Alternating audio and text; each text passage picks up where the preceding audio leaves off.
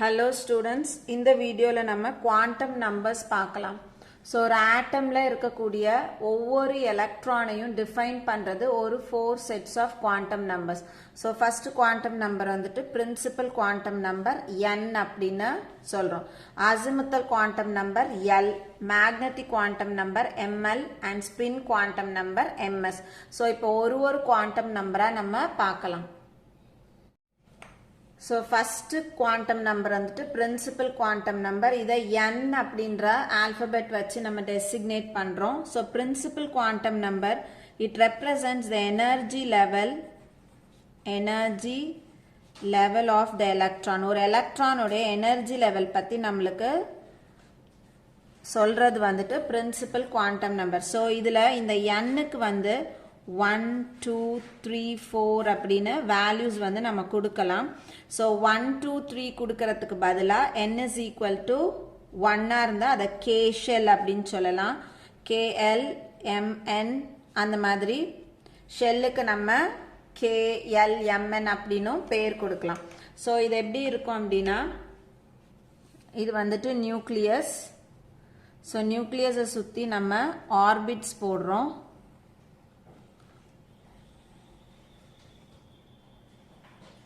இதுல நியூக்ளியஸுக்கு அடுத்து இருக்கக்கூடியது நியூக்ளியஸை ஒட்டி வரக்கூடிய ஆர்பிட் இது வந்துட்டு n is equal to 1 இத k shell அப்படின்னு சொல்லலாம். அதுக்கு அடுத்து இருக்கிறது n is equal to 2 L shell அப்படின்னு சொல்லலாம். இது n is equal to 3 M shell. So இந்த மாதிரி போய்கிட்டே இருக்கும். அப்புறம் இந்த n is equal to 1 or k shell maximum எவ்வளோ எலக்ட்ரான்ஸ் போடலாம் அப்படின்றதையும் நம்ம principal quantum numberல இருந்து எடுத்துக்கலாம். So maximum number of electrons in a specific shell is equal to 2n square formulaல நம்ம calculate பண்றோம். அப்ப n is equal to 1 இருந்ததுன்னா so n is equal இப்போ எக்ஸாம்பிளுக்கு நம்ம n is equal to 1 எடுத்துக்குவோம். So n is equal to 1 இருந்தா இந்த இடத்துல இந்த k shell எவ்வளோ maximum electrons இருக்கும் formula படி 2 into 1 square which is equal to 1 square is 1 so 2 into 1 which is equal to 2. So இந்த இடத்துல maximum நம்ம எத்தனை electrons வந்து போடலாம் அப்படின்னா 2 electrons போடலாம். அடுத்தது n is equal to 3 இருந்ததுன்னா அல்லது n is equal to 2 இருந்ததுன்னா so formula படி 2 into 2 square n க்கு பதிலா நம்ம 2 னு போடுறோம் which is equal to 2 into 2 into 2 4 so which is equal to 8. so அப்படினா இந்த n is equal to 2 ல மொத்தம் நம்ம எத்தனை எலக்ட்ரான்ஸ் போடலாம் 8 எலக்ட்ரான்ஸ் இந்த ஆர்பிட்ல போடலாம். அடுத்து n is equal to 3 இருந்தது அப்படினா 2 into 3 square னு substitute பண்ணா 2 into 3 square is equal to 9. So 2 into 9 which is equal to 18. So n is equal to 3 ல 18 electrons போடலாம். இப்போ n is equal to 4 இருந்ததுனா n is equal to 4 னா 2 into 4 square which is equal to 2 into 16 is equal to 32. So இதுக்கு அடுத்து இருக்குது n is equal to 4 அதுல நம்ம maximum 32 electrons போடலாம். அதே மாதிரி ஒரு nth ஆர்பிட்ல இப்போ n is equal to 1ல ஒரு எலக்ட்ரான் இருக்குன்னா அந்த எலக்ட்ரானோட எனர்ஜி எவ்வளோன்றதையும் கால்குலேட் பண்ணலாம். இந்த நியூக்ளியஸ்ல இருந்து இந்த எலக்ட்ரான் வரைக்கும் எவ்வளோ டிஸ்டன்ஸ் இருக்கு அப்படின்றதையும் கால்குலேட் பண்ணலாம். So energy of electron is calculated by the formula En is equal to -1312.8 Z square by n square kj per mole. So இந்த ஃபார்முலால நம்ம சப்ஸ்டிடியூட் பண்ணும் பொழுது ஸ்பெசிபிக் n ஆர்பிட்ல இருக்கக்கூடிய ஒரு எலக்ட்ரானினோட எனர்ஜியை நம்ம கால்குலேட் பண்ணலாம். சரியா? ஸோ இதுல En அப்படின்றது energy of the electron. So இதில் நம்ம எப்படி சப்ஸ்டியூட் பண்ணுவோம் இப்போ n is equal to 2 அப்படின்னா இந்த இடத்துல இருக்கக்கூடிய ஒரு எலக்ட்ரானினோட எனர்ஜி நம்மளுக்கு வேணும்னா நம்ம என்ன பண்ணுவோம் -1312.8 into z square. z அப்படின்றது அட்டாமிக் நம்பர். சரி, எந்த ஆட்டம்க்கு நம்ம எடுக்கிறோமோ அந்த ஆட்டம்னுடைய அட்டாமிக் நம்பர் சப்ஸ்டியூட் பண்ணும். So atomic number square divided by n அப்படின்றது இந்த 2வை இங்கே போட்டு ஸ்கொயர் எடுத்து சால்வ் பண்ணோம்னா energy of an electron in a particular nth orbit நம்மளுக்கு கிடைக்கும். அதே மாதிரி நம்ம என்ன பண்ணலாம், ரேடியஸ் கால்குலேட் பண்ணலாம். ரேடியஸ் அப்படின்னா r n is equal to 0.529 n square by z Armstrong. So இதில் r அப்படின்றது ரேடியஸ் அப்படின்னு சொல்லலாம். ஸோ ரேடியஸ் அப்படின்னா எங்கேருந்து எங்கே வரைக்கும் நம்ம எடுக்க போகிறோம், it is the distance from the centre of the nucleus to the electron. So distance between the nucleus and the electron. So specific orbit specific shell k ஷெல்லையோ அல்லது l ஷெல்லையோ இருக்கக்கூடிய ஒரு எலக்ட்ரானுக்கும் நியூக்ளியஸ்க்கும் நடுவில் இருக்கக்கூடிய டிஸ்டன்ஸை இந்த ஃபார்முலா சப்ஸ்டியூட் பண்ணி நம்ம கால்குலேட் பண்ணலாம். So இது ரெண்டுத்துலையுமே z அப்படின்றது அட்டாமிக் நம்பர். ஸோ நம்ம எந்த ஆட்டம் பார்க்குறோமோ அந்த ஆட்டத்தினுடைய அட்டாமிக் நம்பர். ஸோ n அப்படின்றது represents principal quantum number.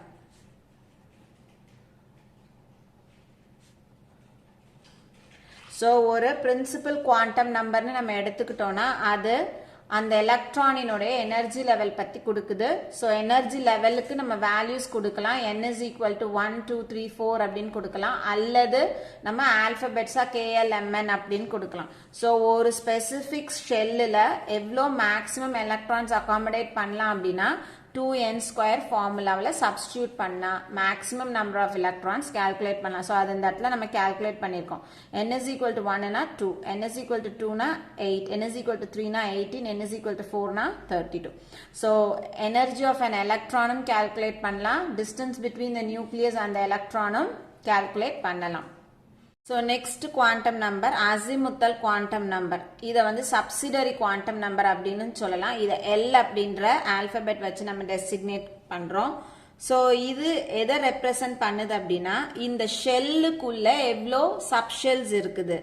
So subshell பற்றி நம்மளுக்கு கொடுக்குது. ஸோ அதே மாதிரி அந்தந்த சப்ஷெல்ல எவ்வளோ மேக்ஸிமம் எலக்ட்ரான்ஸ் இருக்கலாம் அப்படின்றத பற்றியும் நம்மளுக்கு கொடுக்குது. So maximum number of electrons in a subshell.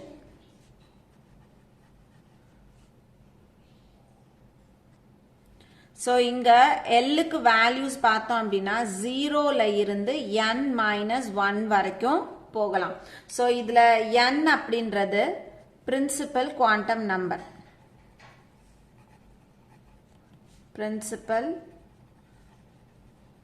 quantum number. அப்புறம் Lக்கு வேல்யூஸ் நம்ம வந்து கண்டுபிடிக்கிறோம். இப்போ Lோட வேல்யூ வந்து 0 1 2 3 4 இந்த மாதிரி போகும் பொழுது இந்த 0வுக்கு சப்ஷெல்லினுடைய பேரை Sன்னு கொடுக்கலாம். Lோட வேல்யூ 1ஆ இருக்கும்போது சப்ஷெல் வந்து P, 2ஆ இருந்துச்சுன்னா D, 3ஆ இருந்துச்சுன்னா F, 4ஆ இருந்துச்சுன்னா G. ஸோ நம்ம இந்த இடத்துல சப்ஷெல்லோடைய பேர் எதை வச்சு கொடுக்க போறோம்னா எல்லோட வேல்யூஸ் வச்சு கொடுக்க போறோம். 0னா S, 1னா P, 2னா D, 3னா F, 4னா G அந்த மாதிரி போயிட்டே இருக்கும். அடுத்தது இந்த ஒரு சப்ஷெல்லையும் எவ்வளோ மேக்ஸிமம் எலக்ட்ரான்ஸ் வந்து நம்ம அகாமடேட் பண்ணலாம். So maximum number of electrons in a subshell. So நம்ம வந்து பிரின்சிபல் குவாண்டம் நம்பர்ல பார்த்தது maximum number of electrons in a shell. ஒரு K ஷெல்லில் அல்லது ஒரு L ஷெல்லில் மேக்ஸிமம் எத்தனை எலக்ட்ரான்ஸ் இருக்கணும். இப்போ நம்ம பார்க்கறது இந்த Kக்கு உள்ள எத்தனை சப்ஷெல் இருக்கு, Lக்கு உள்ள எத்தனை சப்ஷெல் இருக்குன்றதான் அசிமுத்தல் குவாண்டம் நம்பர்ல பார்க்குறோம். ஸோ அந்த உள்ளுக்குள்ள இருக்கக்கூடிய சப்ஷெல்ல ஒரு சப்ஷெல்லையும் மேக்ஸிமம் எவ்வளோ எலக்ட்ரான்ஸ் அகாமடேட் பண்ணலான்றது இது. ஸோ அதுக்கான formula 2 into 2L plus 1. So இந்த இடத்துல எல்லோட வேல்யூ நம்ம எதை சப்ஸ்டியூட் பண்ணுவோம், இந்த இடத்துல இருக்கிறத இதில் சப்ஸ்டியூட் பண்ணுவோம். ஸோ இப்போ நம்ம வந்து ஒரு கால்குலேஷன் மட்டும் பார்க்கலாம். ஸோ இந்த இடத்துல நம்ம என்ன எழுத போகிறோம் அப்படின்னா ஷெல்லோட பேர் எழுத போகிறோம். ஸோ இந்த இடத்துல என்னுடைய வேல்யூஸ் எழுத போகிறோம். ஸோ இந்த இடத்துல எல்லோட வேல்யூஸ் எழுத போகிறோம். ஸோ எல்லுக்கு நம்ம எவ்வளோ வேல்யூஸ் கொடுக்குறோம், 0ல இருந்து n-1 வரைக்கும் எடுக்க போகிறோம். அடுத்தது அதனுடைய சப்ஷெல் பேர் எழுத போறோம். அதுக்கப்புறம் ஒவ்வொரு சப்ஷெல்லையும் மேக்ஸிமம் எவ்வளோ எலக்ட்ரான்ஸ் இருக்கலாம் 2 into 2L plus 1 formula substitute பண்ண போறோம். ஸோ இப்போ நம்ம இதில் எழுதலாம். ஸோ ஷெல் வந்து கே ஷெல்லாக இருந்ததுன்னா ஸோ ஃபர்ஸ்ட் ஷெல் வந்து கே ஷெல். அப்போ என்னோட வேல்யூ எவ்வளோ இருக்க போகுது 1. நம்ம அப்படி தான் இதில் பார்த்தோம். கே அப்படின்னா வேல்யூ 1, எல்னா 2, எம்னா 3, என்னா 4. ஸோ இந்த இடத்துல கே ஷெல் அப்படின்னா என்னோட வேல்யூ எவ்வளோ இருக்க போகுது 1ன்னு இருக்க போகுது. அப்போ எல்லுக்கு வேல்யூஸ் எதுலேருந்து எது வரைக்கும் இருக்கலாம் 0ல இருந்து n-1 வரைக்கும் இருக்கலாம். என்னன்றது 1. ஸோ 1 - 1 வரைக்கும் இருக்கலாம். அப்போ வேல்யூஸ் என்ன இருக்கும், இது 0 to இங்கேயும் 0. ஸோ வேல்யூ எவ்வளோ மட்டும்தான் இருக்க போகுது 0ன்னு மட்டும்தான் இருக்க போகுது. ஸோ இது 0வா இருந்துச்சுன்னா அந்த சப்ஷெல்லோடைய பேர் என்னவா இருக்கும் எஸ்ன்னு இருக்கும். அப்போ இதுல மேக்சிமம் இந்த எஸ்ல மேக்சிமம் எவ்வளோ எலக்ட்ரான்ஸ் இருக்கலாம் அப்படின்னா 2 × 2l+1 ஃபார்முலா நம்ம சப்ஸ்டியூட் பண்ண போறோம். ஸோ 2 × 2 எல்லோட வேல்யூ எவ்வளோ 0 + 1 which is equal to எவ்வளோ கிடைக்கும், இது 2, இங்க 0 + 1 1. so 2 × 1 is equal to 2. அப்போ கே ஷெல்லா இருந்ததுன்னா அது உள்ள இருக்கக்கூடிய சப்ஷெல் ஒரே ஒரு எஸ் மட்டும்தான். அதுல மேக்சிமம் நம்ம எவ்வளோ எலக்ட்ரான்ஸ் போடலாம் 2. ஸோ அடுத்தது பார்த்தோம் அப்படின்னா நம்ம வந்து எல் ஷெல்லுக்கு போகலாம். ஸோ நம்ம ஒரு 2 ஷெல்லு மட்டும் பார்ப்போம், அதுக்கப்புறம் மீதியை வந்து கடைசியாக சம்மரைஸ் பண்ணி பார்க்கலாம். ஸோ எல்லுனா n is equal to எவ்வளோ வரப்போகுது 2ன்னு வரப்போகுது. அப்போ எல்லோட வேல்யூ எதுலேருந்து எது வரைக்கும் இருக்கும் 0ல இருந்து n-1, n வந்து 2. ஸோ 2 - 1 வரைக்கும் இருக்கும். அப்போ என்னெல்லாம் இருக்கும் 0லேருந்து ஸ்டார்ட் பண்ண போகிறோம். 2 - 1னா 1. ஸோ 0வும் 1ம் 2 வேல்யூஸ் நம்மளுக்கு கிடைக்குது எல்லுக்கு 0வும் 1ம். So L is equal to 0வா இருந்ததுன்னா நம்மளுடைய சப்ஷெல்லோட பேர் என்ன இருக்குது எஸ்ன்னு இருக்கு. எல் இஸ் ஈக்குவல் டு 1ஆ இருந்துச்சுன்னா சப்ஷெல்லோட பேரு பின்னு இருக்க போகுது. இப்போ நம்ம எஸ்ல எவ்வளோ எலக்ட்ரான்ஸ் இருக்குது பில எவ்வளோ எலக்ட்ரான்ஸ் இருக்குதுன்னு பார்க்க போறோம். ஸோ எஸ் அப்படின்னா ஃபார்முலா படி 2 × 2l+1. இப்போ 2 × எல்லோட value 0 0 + 1 which is equal to என்ன கிடைக்கும் 2 × 1 is equal to 2. so sல 2 electron. அடுத்தது pக்கு வர போறோம். p சப்ஷெல்ல மேக்ஸிமம் எவ்வளோ எலக்ட்ரான்ஸ் இருக்க போகுது ஃபார்முலா படி 2 × 2l+1. so p னா எல்லோட value 1 1 + 1. so which is equal to 2 × இது 2 × 1 2 + 1 3. so 2 × 3 is equal to 6. So எஸ்ல 2 எலக்ட்ரானும் பில 6 எலக்ட்ரானும் இருக்கு. அப்போ டோட்டலா எவ்வளோ எலக்ட்ரான்ஸ் இருக்கு 8 எலக்ட்ரான்ஸ். இந்த 8 எலக்ட்ரான்ஸும் எந்த ஷெல்லில் இருக்கு எல் ஷெல்லில் n is equal to 2வா இருக்கும் பொழுது அப்போ n is equal to 2ல 2 சப்ஷெல் இருக்கு. ஒன்னு எஸ் ஒன்னு பி. எஸ்ல 2 எலக்ட்ரான் இருக்கு, பில 6 எலக்ட்ரான். ஸோ டோட்டலா 8 எலக்ட்ரான். ஸோ நம்ம பிரின்சிபல் குவாண்டம் நம்பர்ல பார்க்கும் பொழுது இங்க என்ன படிச்சிருப்போம் n is equal to 2னா மேக்ஸிமம் நம்பர் ஆஃப் எலக்ட்ரான்ஸ் 8 அப்படின்னு படிச்சிருப்போம். ஸோ இந்த 8 என்ன பண்ணுது 2ஆ ஸ்பிளிட் ஆகுது. எப்படி ஸ்பிளிட் ஆகுது, ஒன்னு எஸ் ஆகவும் இன்னொன்னு பி ஆகவும் ஸ்பிளிட் ஆகுது. எஸ்ல 2 எலக்ட்ரானும் பில 6 எலக்ட்ரானும் நம்மளுக்கு கிடைக்குது. ஸோ அந்த மாதிரி நம்ம n is equal to 3 4 அப்படின்றதுக்கும் இந்த அசிமுத்தல் குவாண்டம் நம்பரை அப்ளை பண்ணலாம். இப்போ அடுத்தது பார்த்தோம் அப்படின்னா இந்த அசிமுத்தல் குவாண்டம் நம்பர் வச்சு நம்ம ஆர்பிட்டல் ஆங்குலார் மொமெண்டம் கால்குலேட் பண்ணலாம். So orbital angular momentum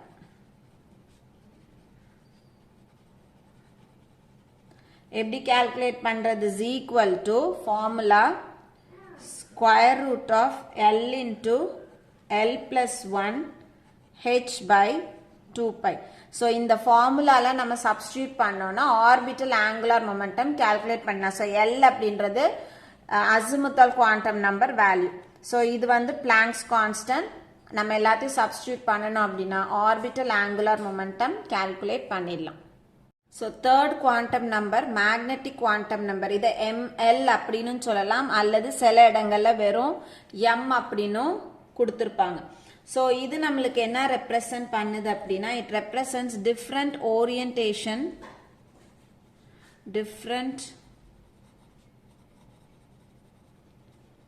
orientation of orbitals in